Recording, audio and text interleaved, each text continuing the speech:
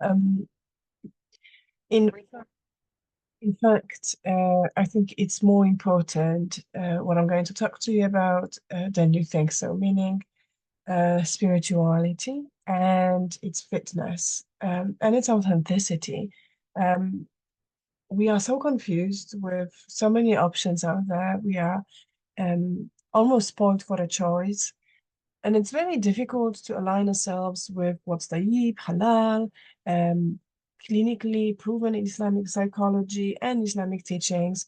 There's so many people claiming that this or the other is going to help you, and so little time and so little tools to actually try it on yourself and see how it unfolds in your life. So I really understand that.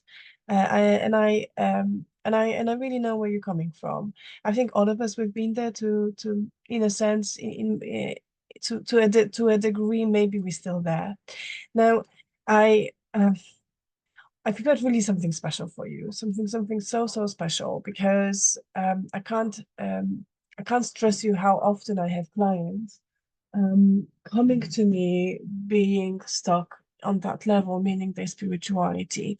And it comes with a great pain to disillusion yourself with what it is that constitutes spirituality in Islamic psychology, from perspective of Quran and Sunnah.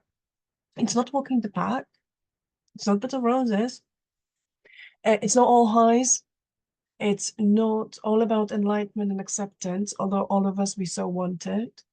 It comes with many traps, actually.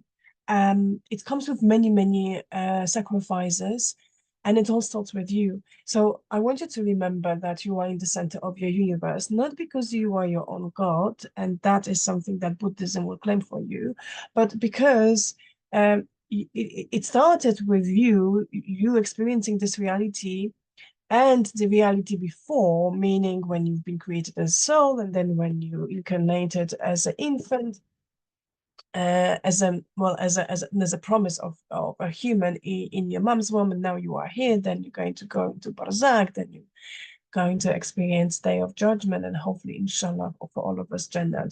So all those experiences are not being empirically experienced by anybody but you. So that's why I say you are in the center of the universe. I want you to remember that.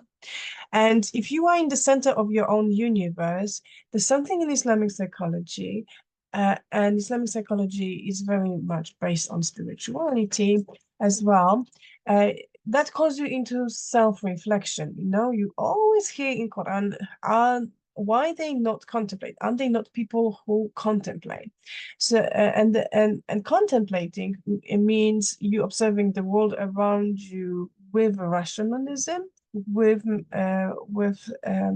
questions which are meaningful, mostly coming back to why am I here, and then taking yourself to responsibility.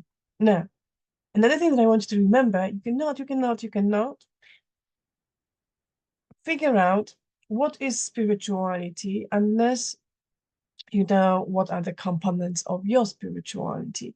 And there is so many of them. Like you have your nerves, you have your qalb, you have your fitra, you have your qadr, you invited to those beautiful processes, which is learning from other people, nasiha, ashura, you have some ilham, you also have process of humbling yourself, tawbah in front of Allah subhanahu wa ta'ala and others, because we always living in relationships with others.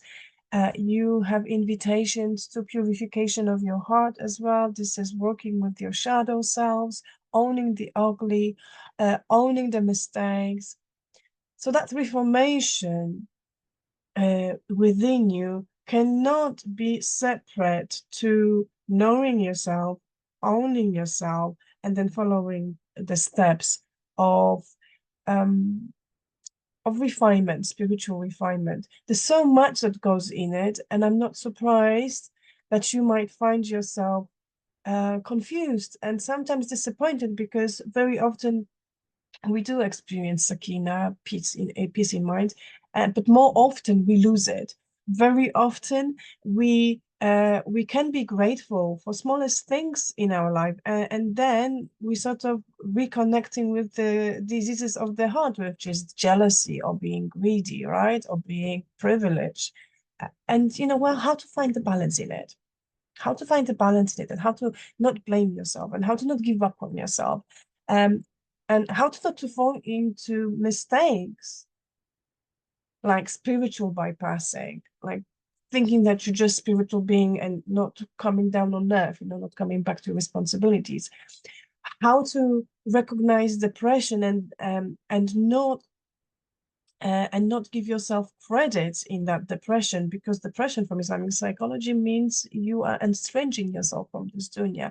How to go through it, and know where to seek medical help and where to give yourself pats on the shoulders, because you actually, through that depression, we call it ghuraba, well, I call it ghuraba effect, you're getting closer to Allah subhanahu wa ta'ala.